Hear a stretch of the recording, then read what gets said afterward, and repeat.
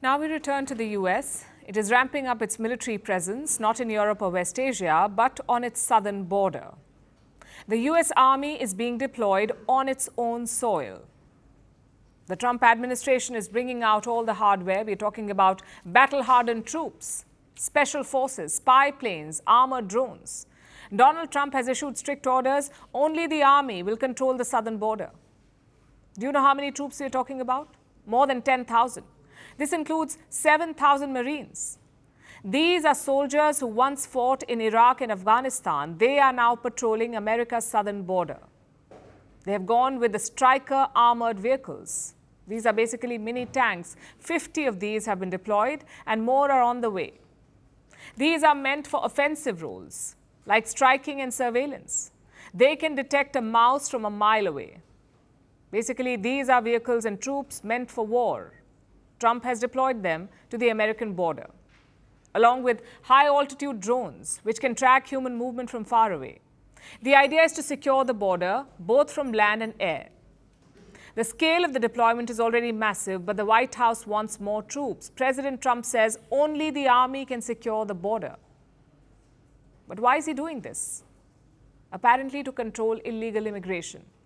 Border Patrol agents have been sidelined. Combat troops are the new immigration officers. But is this even legal? Can the US military operate border entry points? Not particularly, but there is a loophole. It was created on day one of Trump's second term.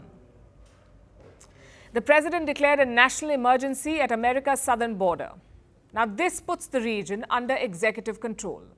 The White House can deploy all federal reserves, everything including the Army, and that's how the military has taken over, by declaring the border one massive Army base. Let me show you on the map how this works. Trump wants the Army to control the border, a specific part called the Roosevelt Reservation.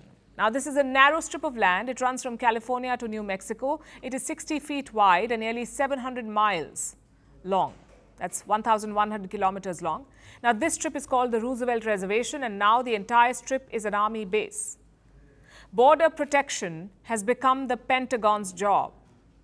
This basically means two things. One, only US troops are allowed there. And two, anyone who crosses over now will be on US military property.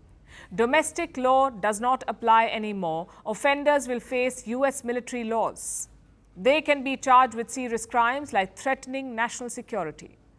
The US military has full control over detentions and deportations, and their message is quite clear: cross at your own risk.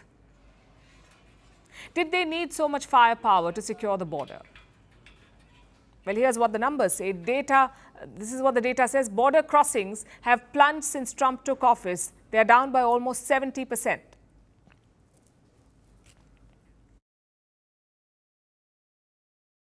So why is Trump increasing military presence? Because border politics wins votes. Republicans are worried about the midterm elections next year. These are held in the middle of a presidential term, hence the name midterm. Trump's party feels that tariffs will hurt them. So how do you garner support? By flexing military muscle. And this is Trump's go-to strategy. He did this in the first term as well, by constantly talking about a wall. You may remember that. Trump wanted to build a wall along the Mexico border. Well, he was president for 4 years, and now he's president again, but that wall is still not complete. He deployed troops the last time too, for the same reasons, to stop illegal entry. So the tactics have not changed. Only this time the deployment is bigger. Think about it. The world's biggest military is patrolling its own backyard. Mexico is clearly unhappy. They have sent a memo to the Trump administration. We sent a diplomatic memo in the sense that it's an autonomous decision in their own territory, but we hope it will not cross the border and that there will continue to be the same collaboration we've had so far in security. We don't know if that's to keep building the wall or the objective, but in any case, we always demand respect and coordination. The US-Mexico border is no stranger to walls, but tanks and troops is taking it to a whole different level. Trump calls it national security. His critics see it as overreach. So will this secure America or isolate it? Greeting you with aloha and namaste. No, I love India. Presence, occupation, of a territory by another country pertains to India, what we saw in Kashmir. The Prime Minister Modi. How do you see Trump's America? Yes, the current administration behaves differently from the previous administration.